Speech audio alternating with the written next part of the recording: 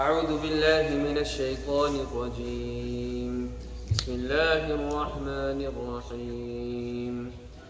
ولا تنكحوا ما نكح آباؤكم من النساء إلا ما قد سلف إنه كان فاحشة ومقتا وساء سبيلا. حرمت عليكم أمهاتكم وبناتكم وأخواتكم وعماتكم وخالاتكم وبنات الأخ وبنات الأخت وأمهاتكم اللاتي أرضعنكم وأخواتكم من الرضاعة وأمهات نسائكم وربائبكم اللاتي في حجوركم من نسائكم اللاتي دخلتم بهن فإن لم تكونوا دخلتم بهن فلا جناح عليكم وحلائل أبنائكم الذين من أصلابكم وأن تجمعوا بين الأختين إلا ما قد سلف إن الله كان غفورا رحيما.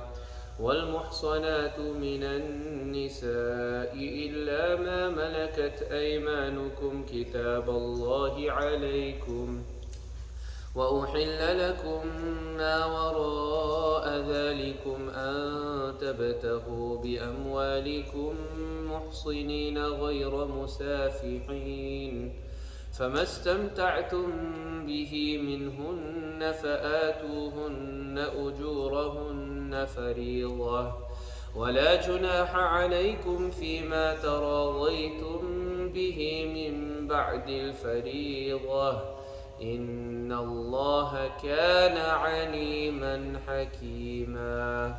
صدق الله العظيم. Your translation is, and do not marry those whom your fathers married, except what has already occurred. Indeed, it is an immorality and despicable, and was evil as a way. Prohibited to you are your mothers, your daughters, your sisters, your father's sisters, your mother's sisters, your brother's daughters, your sister's daughters, your mothers who nursed you, your sisters through nursing, your wives' mothers, and your stepdaughters under your guardianship, of your wives unto whom you have gone in. But if you have not gone into them, there is no sin upon you. And the wives of your sons who are from your loins, and that you take two sisters simultaneously except for what has already occurred. Indeed, Allah is ever forgiving and merciful. Then the next ayah, all I wanted was the first three words that will be discussed today, inshallah. The rest of it we'll do next week. وَالْمُحْصَنَاتُ مِنَ النِّسَاءِ,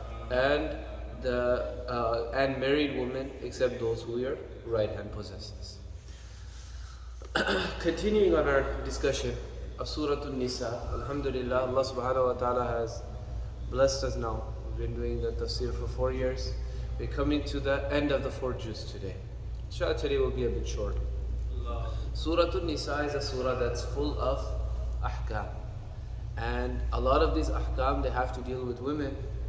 But along with that, these ahkam, they have to deal with justice. From the beginning of the surah, Allah subhanahu wa ta'ala, He speaks about justice. It wouldn't be an exaggeration that you say every ayah of this surah, if you were to take and look at it through the lens of justice, you would see that in each ayah, it reflects Allah subhanahu wa ta'ala's justice, or His demanding us to be just, or it'll have some relationship to it. It's an interesting book if you want to see. The book is written in English. There's a Prince Ghazi, who's part of the royal family in Jordan. He wrote a book. It's called something like the tentative theme for each of the surahs of the Quran, or something like that. If you just Google Prince Ghazi, and I know the title, the word tentative is in there. Tentative themes of the surahs of Quran, it's there. And for more details in Arabic, for example, there's Nazmud Durar fi Tanasub al-Ayati wa Suwa. Those discussions are there, right? But khair, anyways, what we finished speaking about for the past several weeks we spoke about inheritance. And again, inheritance is somewhere where it's extremely important to practice justice. And dhulm is done, especially in our cultures.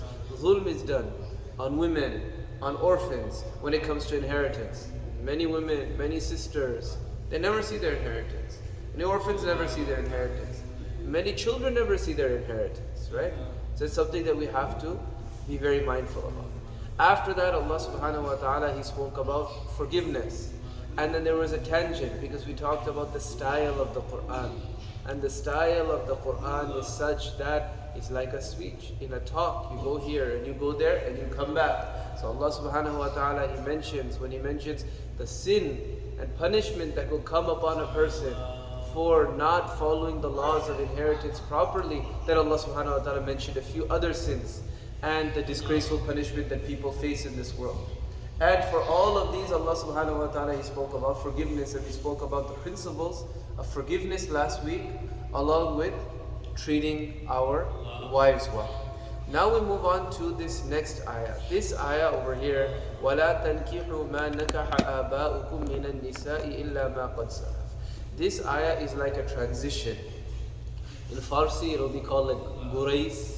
Is when you're going from the introduction to the main thing, there's a transition that needs to take place. But in English, we can just call this a transitionary ayah, right? Where this ayah is related to the ma qabl, what came before, and it's related to ma ba'd, what comes after.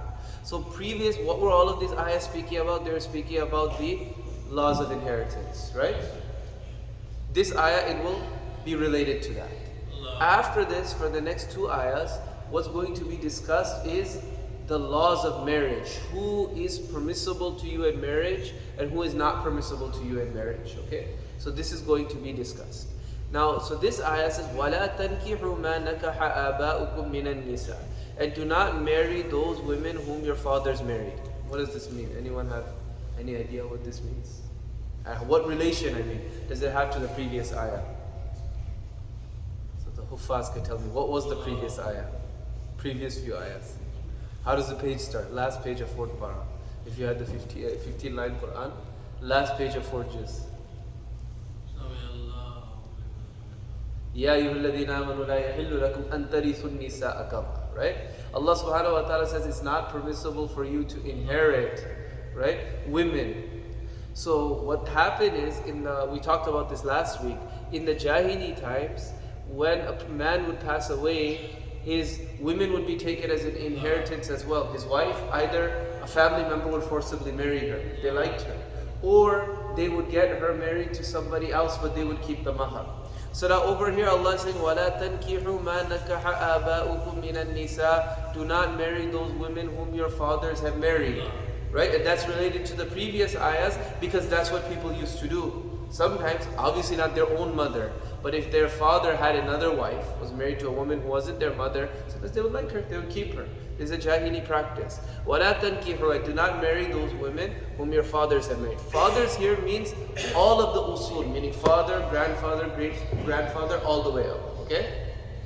Number 2, nakaha, over here, according to Imam Abu Hanifa, according to Imam Malik, according to Imam Ahmad bin Hanbal, rahmatullahi alayh, this is going to refer to zina. There's certain rules that come when nikah is done with a woman, right? Now other relations, they become haram, right? Now they say that this occurs also when there's zina as well. Imam Shafi'i says no.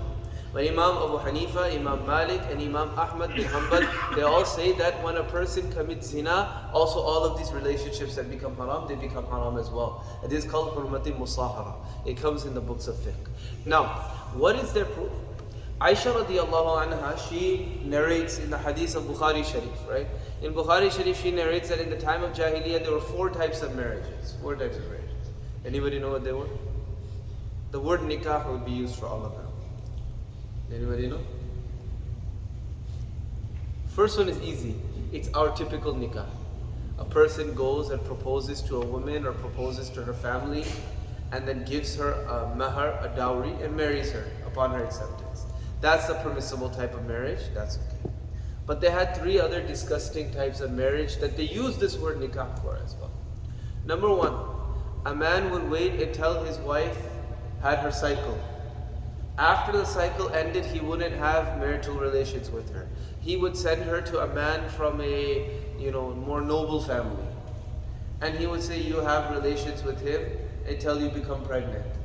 After it becomes apparent that she's pregnant, the husband would take her back and he would begin to have marital relations with her. Why? So that child could have more of a status, have more of a lineage, be taken care of, connected to a better tribe. So some lowly tribes, they used to do this, right? They used to also call this nikah. And this is like a zina, right? Another thing is that a group of men, less than 10, they would all, sleep with a woman. They would make it like, she would be okay with it, they would be okay with it, and whenever they go, they'll fulfill their desires with her, right? All of them. If she ever got pregnant, she would call all of these men back, and then she would point at one of them and say, you're the father. And in that custom, he wasn't allowed to deny it. You say, okay, well, why would a person ever do this? Because, that person wasn't married, they didn't have one wife, there's an easy way for them to fulfill that desire that they have, right? The risk is they might become the father, okay? So she would just point randomly, she'd choose one and say, you're the father of the baby, and the law was, you couldn't deny it. The fourth way is that there would be a prostitute. So people would pay her. And if she ever got pregnant, what she would do is she would call there were people with their like a kuhafa, like with their skill was, what they would do is they would look at the feet of a person and then they would identify who are they related to. So they would call a person like this, he would look at the feet of the baby and look at all of the men who had slept with the woman. Now over here she can't choose. Over here he'll use his expert advice or expertise and he'll say that this is the father of the baby and he can't deny it, right?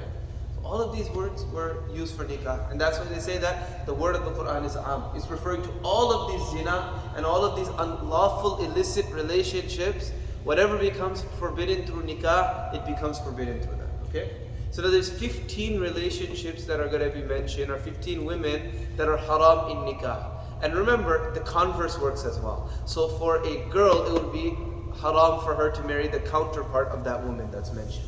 Right? So for example, for a male, if it's haram for him to marry his aunt, it's forbidden for a girl to marry her uncle. Okay? So now this was number one. وَلَا تَنْكِحُوا مَا نَكَحَ آبَاؤُكُم مِّنَ النِّسَاءِ. And it's forbidden to you to marry those who don't marry those whom your fathers married, إِلَّا مَا قَدْ سَلَفَ, except what has already passed. What this means is that there's no sin if this happened in the time of Jahiliyyah, before Islam. I'll give you an example. In India, there's a place called Kerala. I can't verify. Somebody from India can tell me. They said that over in their laws, like a mamu can marry their niece, right? Like the father's brother, a mother's brother is allowed to marry the niece in their culture, right? Theoretically, if that happened, and then they accepted Islam, they wouldn't be sinful, okay? However, the marriage could not last because Islam doesn't allow these haram marriages intiha'an or baqa'an. Intiha'an means that after Islam you initiate one of these marriages, it will be invalid. Baqa'an means that you were married to somebody like this, now you accept Islam, that marriage is cut off, it won't remain. When Allah subhanahu wa ta'ala says, إِلَّا مَا قَدْ سَلَفَ, it means you won't be sinful for having engaged in this. Remember when we talked about the limit of the number of wives a man can have? 4. Right? We mentioned several ahadith that one sahabi came to Nabi sallallahu alaihi wasallam, he was married to 10 women. Nabi sallallahu alaihi wasallam said, choose 4. One was married to 5, I believe.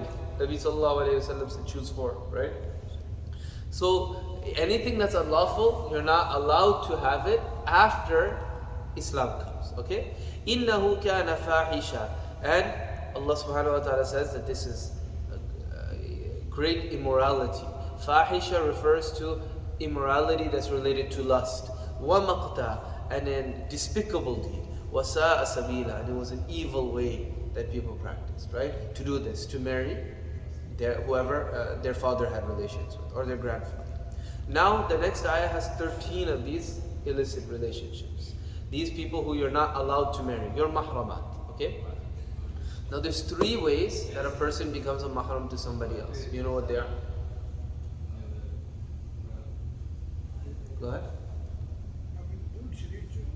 Yeah, so one is birth, the other is through milk, and the last is through marriage, right? Marriage, milk, and birth. The things that are forbidden through birth and through milk, these are haram abadi, meaning they're going to be haram forever.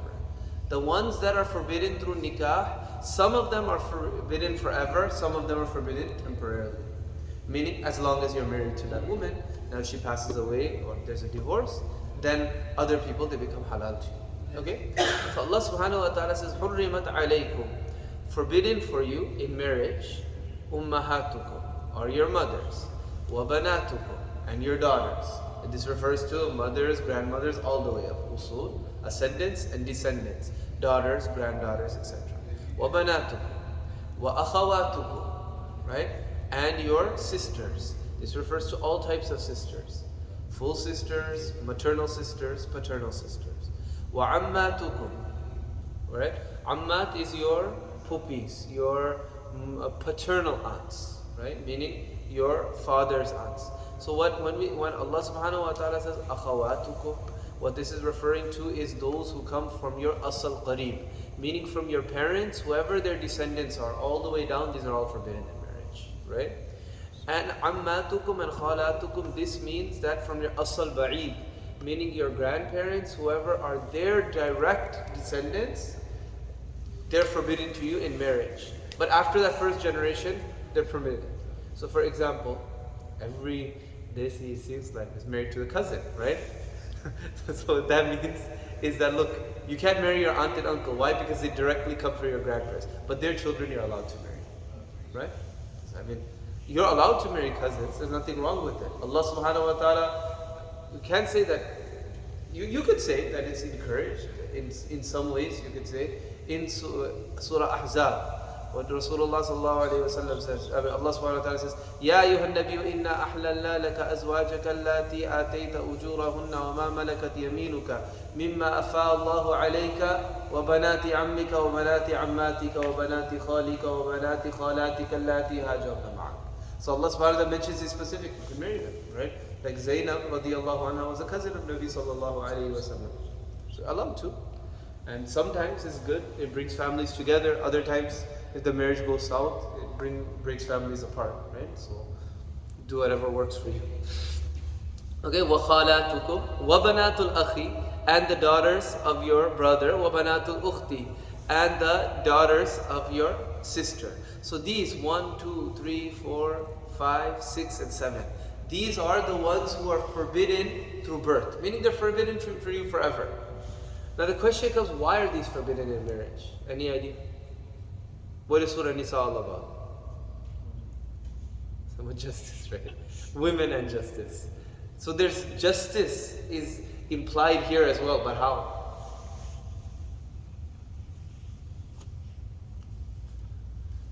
Okay, so you can say that there's two reasons why these relationships are forbidden for marriage, okay? Number one, because anytime love, like the romantic love, gets in the middle of things, it messes up relationships, right? If two people like the same person, it's gonna mess up a relationship. There will be fights, there'll be arguments, there'll be rivalry, there'll be all of those things. On the other hand, Islam puts such a high emphasis on maintaining family relationships, right? Now, if you're allowed to marry these people who everybody is with all of the time, right? This would lead to breakdowns within that family structure. This would lead to great conflict and rivalry and this and that. That's one. The other thing is, it can lead to zulm on women. Why? When a woman gets married, who is it that helps her get married? Who is it that usually arranges the marriage? Her wali, her awliya, those who are in charge of her.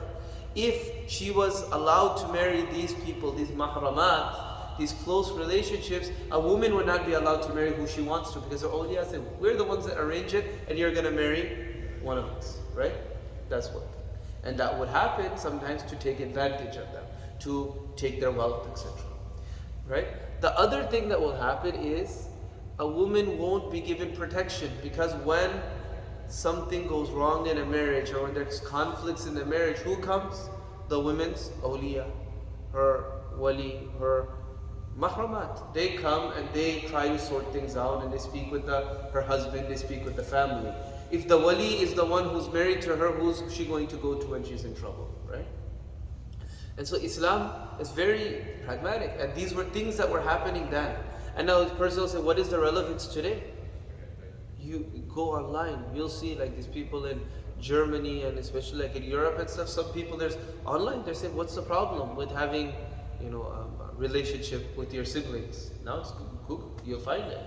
Right? There was two people, like they were separated at birth, two siblings, they were separated at birth, and when they met, they had like this huge like attraction to one another, and they had all this relationship and this and that. They found out they were siblings, and we're staying together, right? And I mean, like, it's disgusting. I'm not saying I'll search this stuff up. You'll see this stuff in passing, right? But if you want to look like it, especially in Europe, it's like a big thing that, people are saying that you should be allowed to. Why are these relationships wrong? So the Quran is always relevant, and you see that many of these jahili things that you would think would never happen, they're coming back. They're making a big comeback now. Or these same things, they keep showing themselves again and again, just in a different guise, right? In a different costume. But if you look at it, the core is the same thing. So you have to be very, careful. May Allah subhanahu wa ta'ala protect. May Allah subhanahu wa ta'ala keep us pure. Now remember, I said that these are forbidden. Intiha'an or baqa'an. So much so that if a person were to try to think that these things were halal, Nabi sallallahu alayhi wa sallam, hadith is in Tirmidhi and Abu Dawood, that Barra bin Azib radiallahu anhu, he said that once I saw my uncle was going with the flag. What was he going with the flag for? He said, Nabi sallallahu alayhi wa sallam, he sent me to go and execute this person. Why? Because this person is married to his father's ex-wife, and he thinks that it's okay. Yeah. Okay, so that's called ta'zir in Islam. There's two things. There's had and there's ta'zir. Okay, the next types of relationships that are forbidden are those that are through milk. Now, what hikmah is there? If you look, in Hidayah, etc., they'll say that the hikmah over here is that generally it should be haram for a woman to even give her milk to a child, right? Because you're giving a juz of your body to somebody else. But daruratan, it's allowed, because that's how a child needs to survive, right? But now when she's given a juz, a portion of herself, to somebody else, now that juz'iyat is established, therefore they become haram on one another to get married, right? And it's just extended out. The easier answer, right? You could say, it could be like Sahib Hidayah is Sahib Hidayah. Like he has all this aqli dalail in his book, right? And there's a book, that's a book like none other, Hidayah. This, Allama Anwar Shah Kashmiri, have you heard this name? Great muhaddis of the subcontinent of India, and the Arab world is amazed by him as well, right? He is a person, he had a photographic memory. You heard of this book, Nur al-Idah? Nur al-Idah is written by the Egyptian scholar Hassan Shurumbulali, rahmatullahi alayhi. This book wasn't studied in the subcontinent until what happened, and now it's studied in almost every madrasa. Nur al-Idah. It's all about ibadat, right? And then it has its commentary, Maraqi Falah. And Maraqi Falah, it has its hashiyah called Hashiyatut Tawi. We give fatwa for ibadat a lot of times. We look in that book. But that book wasn't studied in the subcontinent that much until Allama Anwar Shah Kashmiri, he went to Egypt to visit Egypt. He passed away in 1930s. It wasn't a long time. He went to Egypt, he saw the book in the library, he read it, he felt it was very nice. He committed it to his memory. He came back in India, he wrote it out. Then he sent it to Azhar University. And they said, you corrected some mistakes that our copy has as well. At some points, he said that I think the word should be this, the word should be this, the word should be this, right? And so he was amazed. One time a scholar from Egypt came and visited Darul Deoband, where he was Shaykh al-Hadith for a long time. And that day, a lot of times the lessons are done in Urdu. The books are in Arabic. The lessons we do in Urdu. But that day he was doing the Dars in Arabic. And that scholar from Azhar was so impressed. He said that it seems that in the last 100 or 200 years, the knowledge of Hadith has come from the Arab world to the subcontinent, right? Just based on he wrote many commentaries. He has a commentary of Bukhari called Faydul Bari, and he has a commentary of Tirmidhi called Al-Arf al-Shazi. But anyway, Allama Anwar Shah Kashmiri, rahmatullahi alayhi, about Hidayah, he said, if you tell me to write a book and imitate any author, I'll be able to do it. But there's only two books that I can't. I can't imitate the Quran, obviously. And I can't imitate Hidayah. I could imitate Fathul Qadir. Fathul Qadir is the commentary of Hidayah. This is long, right? It's like Hidayah, the way that Sahib Hidayah writes, very short, concise, aqli dalail. He brings whatever the Shafi'iyah says and he tries to disprove it and he mentions the Hanafi, right? Anyway, but that's what he says. You could say there's takalluf in there though. Although it makes sense the way that he writes it out. I'm not doing justice to it. The other way to say why is it haram? These relationships through milk, why are they haram? Because Rasulullah said so. Because Allah subhanahu wa ta'ala said so. That's enough. It's clear in the Quran. Over here, one relationship through milk is haram. Right? It's mentioned here in the Quran. But that's by way of example. It's not supposed to be a comprehensive list. The comprehensiveness came in the hadith. Nabi sallallahu alayhi wa sallam, he told Aisha radiallahu anha. Right? يحرم من الرضاعة ما يحرم من النسب أو كما قال عليه الصلاة والسلام. Right? يحرم من الرضاعة ما يحرم من النسب. That whatever is forbidden through milk is also forbidden through blood becomes forbidden through milk. Okay? So what does it say now over here? وَعَمَّاتُكُمْ وَخَالَاتُكُمْ وَبَنَاتُ الْأَخْ وَأُمَّهَاتُكُمُ اللَّاتِي أَرْضَعْنَكُمْ وَأَخَوَاتُكُمْ مِنَ الرَّضَاعَةِ. And the mothers who nursed you, and your sisters, your foster sisters. So what this means is that if you were to drink milk from a woman, right? She becomes haram on you. She becomes like your mother in terms of marriage. She becomes your mahram. And if you and any other girl that she gave milk to, she's also haram to you in marriage, right? So sometimes, like in cousins, when you try to get the marriage done, you have to make sure, did they drink milk from the same woman? But sometimes like an aunt, she'll give her a niece or nephew, she'll give them milk, right? As a child, like it happens. It happened to someone I knew. Like they're going through like the process of the rishta. Then one of the relatives said that, no, I gave both of them milk when they were young. Right? Okay, so this is haram. But now this gets extended out. And now this is where I'll mention something. You could do it if you want to. You don't have to do it, but it's something that is practical. And I can say that I did it with my kids. So look, the mother is haram, right? Now all of those relationships that are haram through blood, they become haram when she gives milk to a child. So, somebody, she gives milk to Huzaifa before he turned 2.5 years old, right? Now, all of her sisters are haram to Huzaifa in marriage for his whole life, right? All of her aunts are haram to Huzaifa in marriage. Her mother is haram to Huzaifa in marriage, right?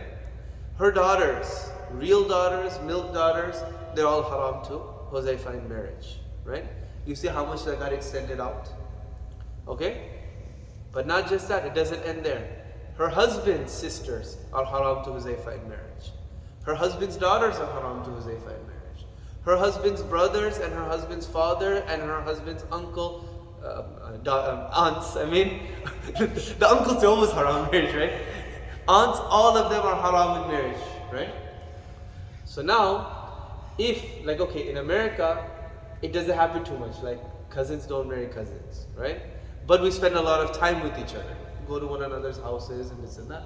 Technically, there should be there should be hijab, there should be parda, there should be all of that, right? In our households, it's relaxed. You get into sin for no reason. So if you know that you're not going to marry your cousins, you could have your children, if your siblings have children around the same age, freeze the milk, give them the milk later. Now they become siblings to one another. Now when they come to one another's house, they don't have to worry about hijab. They could travel with one another. It becomes easy. That's what we did with my nieces and nephews. They're all foster siblings to one another. So they come there's no issue with hijab and stuff. Then another thing that happens is for example, my brother's son, right? He wouldn't be mahram to my wife, right? So when he gets old, she would probably when he's young, she would spend so much time with him and this and that. But when he gets older, she'll have to wear hijab in front of him. Now if you become just foster siblings, foster mother, you don't have to worry about hijab and stuff later on either, right? It's something you can do. It's a practical thing. Some people like to do it. Some people, they don't like to do it. It's up to you. Okay, وَأَخَوَاتُكُمْ مِنَ الرَّضَاعَةِ. Now, وَأُمَّهَاتُ نِسَائِكُمْ وَرَبَائِبُكُمُ اللَّاتِي فِي حُجُورِكُمْ مِنْ نِسَائِكُمُ اللَّاتِي دَخَلْتُمْ بِهِنْ. And the mothers of your wives. These are haram to you. These are the relationships that are haram through marriage. So after you marry a woman, regardless of whether you have relations with her or not, just the act, now her mother becomes haram on you. Your mother-in-law becomes haram on you in marriage forever. So she doesn't have to wear hijab in front of you either. Okay? وَرَبَائِبُكُمُ اللَّاتِي فِي حُجُورِكُم مِّن نِّسَائِكُمُ اللَّاتِي دَخَلْتُم بِهِنَّ. And the daughters of your wives, meaning your stepdaughters, فِي حُجُورِكُم means in their laps, but this isn't a qayd ihtirazi, it's ittifaqi. What it means is, it could be any of their daughters. It doesn't mean that the daughter, you had to raise them as well. It's just an expression, okay? مِن نِّسَائِكُمُ اللَّاتِي دَخَلْتُم بِهِنَّ. And the stepdaughters of the women whom you actually had intercourse with after marrying, right? Or before marrying, it'd still be haram on you. But that becomes haram. However, if there was a aqd, right? Like there was a nikah done, and the woman dies before marital relations ever take place, or there's a divorce before marital relations ever take place, the father could marry the daughter if he wanted, right? Meaning his stepdaughter. فَإِن لَمْ تَكُونُوا دَخَلْتُ بِهِنَّ فَلَا جُنَاحَ عَلَيْكُمْ. That's what it says. If there wasn't intercourse, then فَلَا جُنَاحَ عَلَيْكُمْ. وَحَلَائِلُ أَبْنَائِكُمُ الَّذِينَ مِنْ أَصْلَابِكُمْ. And the wives of your sons, meaning your actual sons, min aslabikum. Now why would this be there? Because Nabi sallallahu alayhi wa sallam and Zayd radiallahu anh was an adopted son. Nabi sallallahu alayhi wa sallam married Zaynab radiallahu anha. Allah subhanahu wa ta'ala conducted this nikah to show that this custom is wrong, that adopted sons are not the same as regular sons. So that's why Allah says min aslabikum. What else is forbidden? وَأَن تَجْمَعُوا بَيْنَ الْأُخْتَيْنِ إِلَّا مَا قَدْ سَلَفَ. This is temporary, right? وَأَن تَجْمَعُوا بَيْنَ الْأُخْتَيْنِ إِلَّا مَا قَدْ سَلَفَ. And to join between two sisters in marriage at the same time. So this is temporary, and because it's temporary, your sister-in-law still has to do hijab in front of you, right? وَأَن تَجْمَعُوا بَيْنَ الْأُخْتَيْنِ. This also applies to aunts and like your wife and your aunt. You can, and her aunt. You can't be married to them at the same time. But if the marriage to one ends, you can marry the other, right? There's no issue after that. وَأَن تَجْمَعُوا بَيْنَ الْأُخْتَيْنِ إِلَّا مَا قَدْ سَلَفَ. Except for that which has occurred, meaning that there's no sin. إِنَّ اللَّهَ كَانَ غَفُورًا رَحِيمًا. Verily Allah subhanahu wa ta'ala is very forgiving. وَالْمُحْصَنَاتُ مِنَ النِّسَاءِ. And the last that are forbidden to you in marriage are those women who are muhsanat, meaning they're already married. They're forbidden to you in marriage right now. If they get divorced, if their husband passes away, they become halal again. For that reason, they have to do hijab in front of you. I'll add one more thing. What types of women are we allowed to marry? Meaning in terms of religion. So this is important as well. So we've spoken about which women are haram to us based on these three factors, our mahramat. Now, we already went over this in Surah Baqarah. Allah subhanahu wa ta'ala says very clearly, وَلَا تَنْكِحُ الْمُشْرِكَاتِ حَتَّى يُؤْمِنْ. It's haram to marry mushrikas, to marry a polytheist woman for a man. This applies to atheists as well. You're not allowed to marry them. But today in the khutbah, Dr. Ramzi did the khutbah. This is something nice. He talked about this. He said, حَتَّى يُؤْمِنْ. Until they believe. Allah subhanahu wa ta'ala, He adds this condition. So if you like a girl like this, it happens. People are going to school, people are together. Sometimes people, they fall in love, right? It's not permitted for you to marry her. If you really love her, then hatta yu'min, give da'wah, hatta yu'min, until they believe. If they believe, you can marry them. If they become a believer, you can marry them, right? So that's a da'wah. That وَلَا تَنْكِحُ الْمُشْرِكَاتِ حَتَّى يُؤْمِنْ. You're not allowed to marry them. Not mushrikas, not atheists. Hatta yu'min. But if they believe, then okay, you can marry them. Now, one other thing I'll add over here. Our job is to take things at face value. I've had to do sometimes. The girl comes with a guy. The girl is Hindu. Then she'll take the shahada and then they'll get married, right?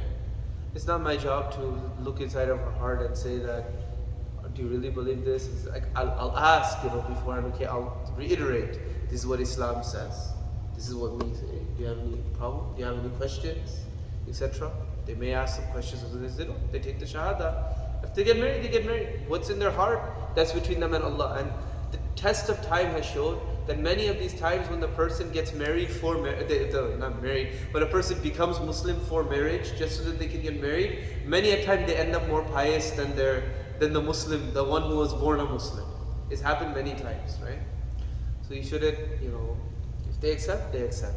So like, I got one question. There was a girl, she's marrying a Hindu guy. So her brother's like, what should I do? So I said, look, if he refuses to become Muslim, it's not an Islamic marriage, it's haram. Even then, I wouldn't recommend breaking the relationship off completely. But I said, just try to get the guy to say the kalima. Even if it seems insincere, inshallah, that'll be a start. Allah subhanahu wa ta'ala can give more of it later, right?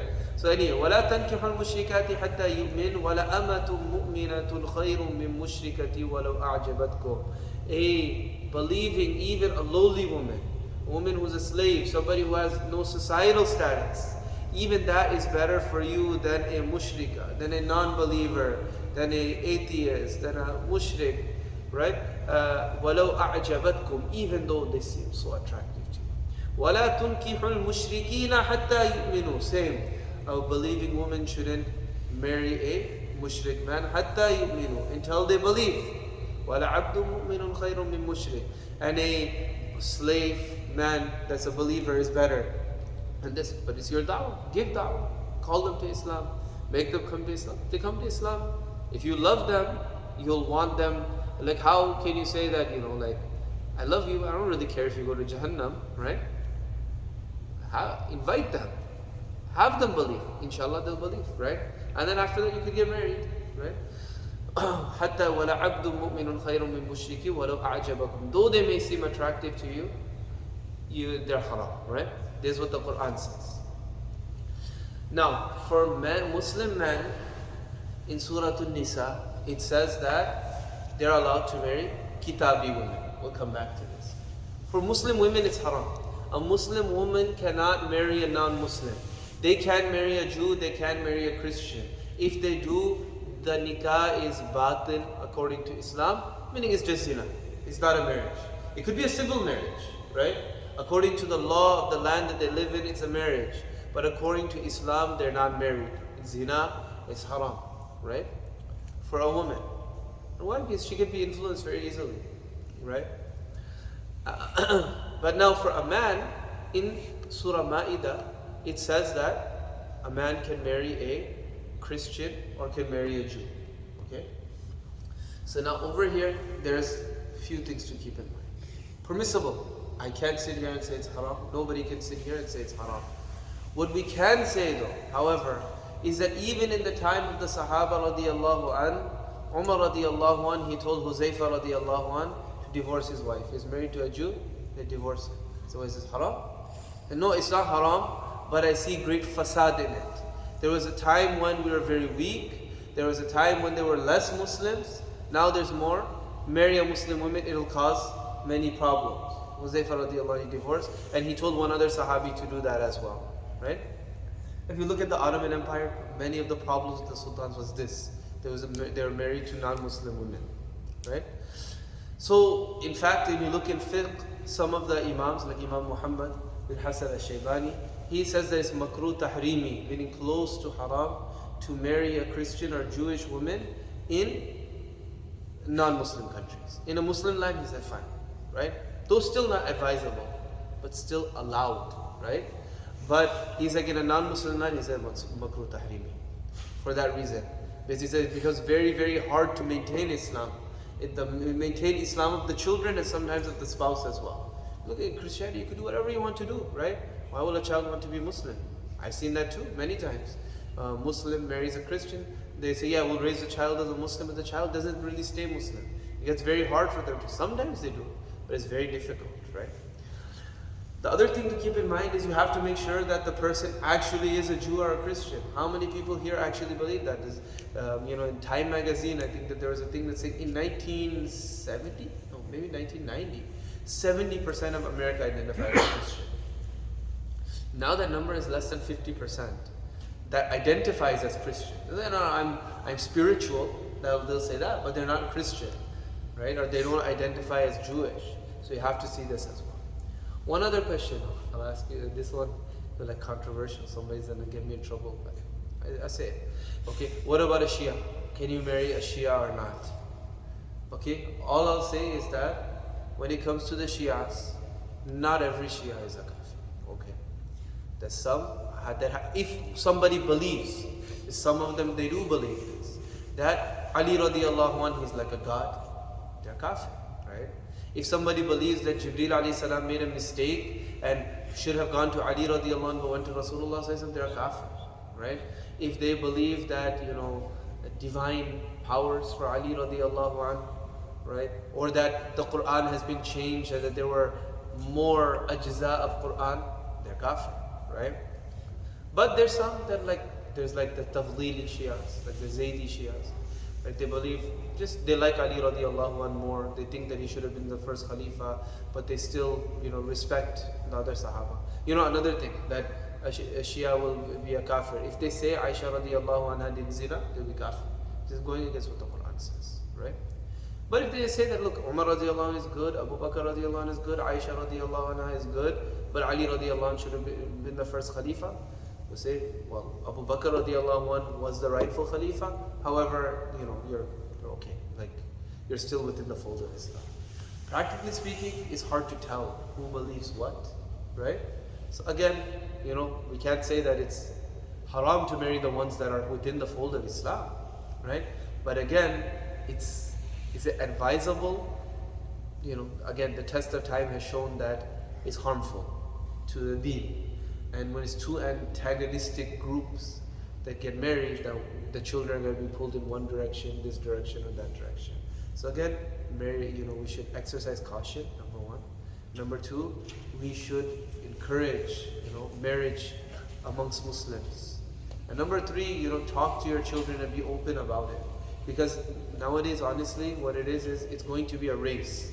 In terms of a child's marriage, it's a race. Either they find someone first or you find someone first.